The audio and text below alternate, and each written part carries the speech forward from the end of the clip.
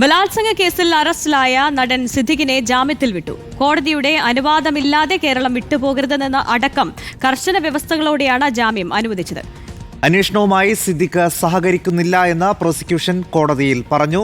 Supreme കോടതി നിർദ്ദേശപ്രകാരമാണ് വിചാരണ കോടതി ജാമ്യം അനുവദിച്ചത്. അരുൺ സോളമനുണ്ട് വിശദാംശങ്ങളുമായി. അരുൺ, സിദ്ദിഖ് അന്വേഷണവുമായി സഹകരിക്കുന്നില്ല എന്ന് ആവർത്തിക്കുകയാണ് പ്രോസിക്യൂഷൻ. എന്തൊക്കെയാണ് ഉപാധികൾ, ജാമ്യോപാധികൾ?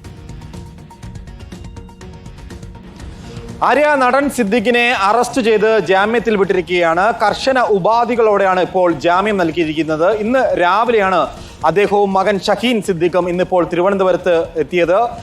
നാർക്കോട്ടിക് സെല്ലിന്റെ അസിസ്റ്റന്റ് കമ്മീഷണറിന് മുന്നിലാണ് അദ്ദേഹം ഇന്ന് നിലവിൽ ഹാജരായി. തുടർന്ന് 2 മണിക്കൂറുകളോളം അദ്ദേഹത്തെ ചോദ്യം ചെയ്യുകയും മൊഴി രേഖപ്പെടുത്തുകയും ചെയ്തിരുന്നു. നേരത്തെ അദ്ദേഹത്തിന് സുപ്രീം കോടതിയിൽ നിന്നും മുൻകൂർ ജാമ്യം ലഭിച്ചിരുന്നു. ഇതിന് തുടർന്നുള്ള നടപടിക്രമത്തിന്റെ ഭാഗമായിട്ടാണ് ഇന്ന് അദ്ദേഹം തിരുവനന്തപുരത്ത് അന്വേഷണ സംഘത്തിന് മുന്നിൽ ഹാജരായത്. തുടർന്ന് ഈ 2 മണിക്കൂർ മൊഴി രേഖപ്പെടുത്തിയതിനു ശേഷം അദ്ദേഹത്തെ തിരുവനന്തപുരം ജനറൽ ആശുപത്രിയിൽ കൊണ്ടുപോവുകയും മെഡിക്കൽ പരിശോധന നടത്തുകയും ചെയ്തിരുന്നു. തുടർന്നാണ് തിരുവനന്തപുരം ജുഡീഷ്യൽ 1ാം ക്ലാസ് മജിസ്ട്രേറ്റ് കോടതിയിൽ അദ്ദേഹത്തെ ഹാജരാക്കിയത്.